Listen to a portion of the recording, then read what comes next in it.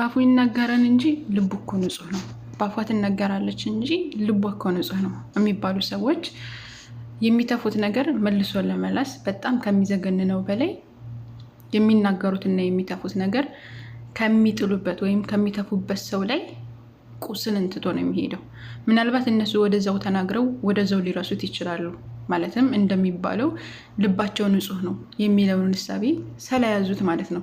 ነገር ግን እነዛ ከሚነገራቸው ወይም ማለትም ከሚቆሰሉ ሰዎች ላይ ግን ጠባሳውን ጥሎ ነው የሚሄደው እና ልቡ እኮ ንጹህ ነው የሚባል ነገር የለም። የሚፈልገውን ነገር እየተናገረ የሚፈልገውን ነገር እየዘረገፈ እንደፈለገ እየተናገረ ልቡ እኮ ንጹህ ነው አይባልም።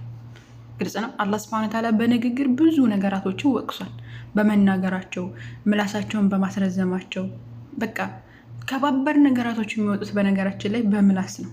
ጥሩ ነገራቶች የሚመጡትን በምላስ ነው። መልካም በመናገር ነው የሚመጡት። መጥፎ ነገራቶች የሚወጡት በምላስ ነው። አንድ ሰው ልቡ ንጹህ ከሆነ መጥፎ ነገር አይናገርም። ግልጽ ነው። ልቡ የቆሸሸ ስለሆነ መጥፎ አመለካከት ስላለው ነው ከልቡ ያለውን ውስጡ ወደ ውጭ የሚያወጣው። እንደዛ እኮ ነው የአላህ መልእክተኛ ዓለይሂ ሰላቱ ሰላም ከሰውነት ውስጥ አንድ ስጋ አለች። እሷ ከተስተካከለች ሰውነት በአጠቃላይ ይስተካከላል። እሷ ከተበላሸች ግን ሰውነት በአጠቃላይ ይበላሻል። ምላስም ከዛ ውስጥ ነው። ልብ ስለተበላሸ ነው ምላስም የሚበላሸው። እናንተ ተናገራችሁ ተሳደባችሁ ያንን ሰውዬ እንደፈለጋችሁ አንቋሻችሁትና የፈለጋችሁትን ከተፋችሁበት በኋላ ልትረሱት ትችላላችሁ። ልባችሁ ንጹህ ነው በሚል ስለተነገራችሁ ማለት ነው ወደው ልትረሱት ትችላላችሁ። እዛ ሰውዬ ጋስ የሚለው ደግሞ መጠየቅ አለበት። አንድ ሰው እኮ በምላሱ በሚናገረው ንግግር ብቻ ስሪያ እስቲ ለቀልድ ብሎ በሚያወጣት ብቻ ስሪያ ከምትባለዋ ኮከብ የራቀ ጀሀነም እሳት ውስጥ እንደሚገባ የአላህ መልእክተኛ ዓለይሂ ሰላቱ ሰላም ተናግረዋል። የሚናገራት ቃላት ለቀልድ ብሎ እንኳን በሚናገራት ንግግር በጣም ጀሀነም ሩቅ ጉድጓድ ውስጥ እንደሚገባ ተናግሯል። አንድ ሰው ላኢላሃ ኢለላህ የምትለው ምስክርነት የሚያወጣው በምላሱ ነው፣ በቃሉ ነው። ገጽ ነው። የክህደትን ቃል የኩፍርን ቃል የሚናገርም በምላሱ ነው። ሁለቱም በምላስ ነው የሚወጡት። ነገር ግን ሁለቱም ምንድናቸው? የሰማያትና የምድር ያክል ሚዛን ያላቸው ቃላቶች ናቸው። ገብቷቸው ኋላ። ስለዚህ በምንናገረው ንግግር ልንጠነቀቅ ይገባል። መልካም መናገር ካልቻል ዝም ማለት ይቻላል። ገጽ ነው። የአላህ መልእክተኛ ዓለይሂ ሰላቱ ሰላም በአላህና በመጨረሻው ቀን የሚያምን መልካም የሚናገር አለዛም ዝም ይበል ስላሉ ማለት ነው። አንድ ሰው ልቡ ንጹህ ከሆነ ልቡ የተስተካከለ ከሆነ መጥፎ ነገር አይናገርም።